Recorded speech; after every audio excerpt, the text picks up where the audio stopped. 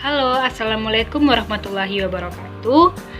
Kali ini saya akan membahas tentang Internal Rate of Return atau IRR, yaitu suatu cara untuk menentukan specific of return dari cash flow proyek selama investasi. Metode ini dapat diandalkan untuk mengukur aspek keuangan investasi dalam presentase apabila terdapat kesulitan dalam menentukan diskon rate. Dengan IRR, rata-rata penggabungan investasi dapat diketahui. IRR dihitung dengan cara nilai sekarang keuntungan setelah pajak dibagi nilai sekarang investasi total selama periode investasi.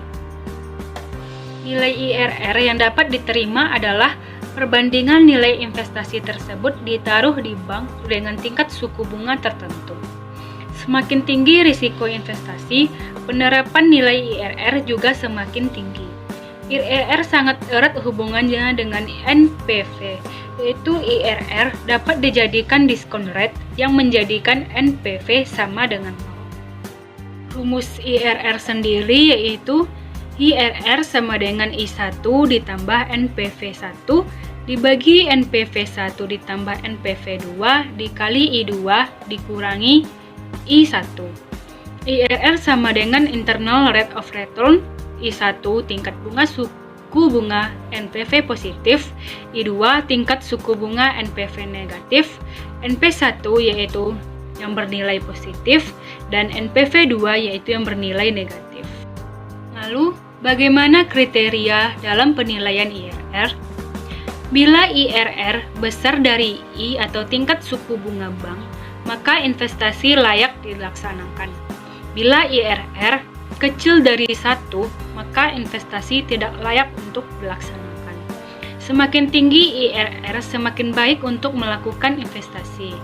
Namun sebaliknya, jika semakin rendah IRR, maka semakin jelek atau buruk untuk melakukan investasi. Simpulan yang dapat diambil dari IRR yaitu IRR didefinisikan sebagai besarnya suku bunga yang menyamai nilai sekarang dari investasi dengan hasil bersih yang diharapkan selama usaha berjalan. Patokan yang digunakan sebagai acuan IRR adalah tingkat suku bunga bank. Di sini saya membuat contoh IRR yaitu sebuah perusahaan memberikan usulan dalam bentuk melakukan investasi senilai 140 juta. Sementara arus kas yang dihasilkan setiap tahun yaitu 22 juta selama kurun waktu 6 tahun. Asumsi untuk rate of return-nya sebesar 13%. Kemudian ketika menghitung diskonto dihasilkan NPV 6.649.000 dan diskonto sebesar 12% serta NPV sebesar 659.000 dengan diskonto 10%. Bila kita hitung menggunakan rumus di atas berarti menjadi seperti ini.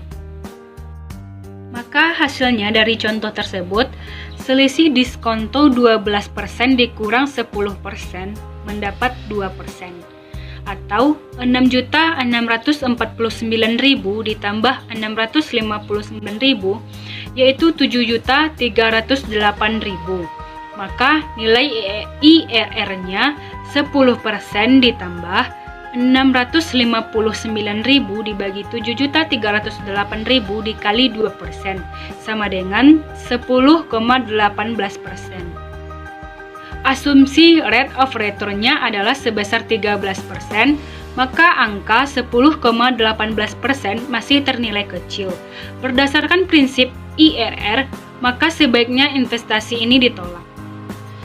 Cukup sampai di sinilah penjelasan saya. Banyak kekurangan, mohon maaf. Assalamualaikum warahmatullahi wabarakatuh.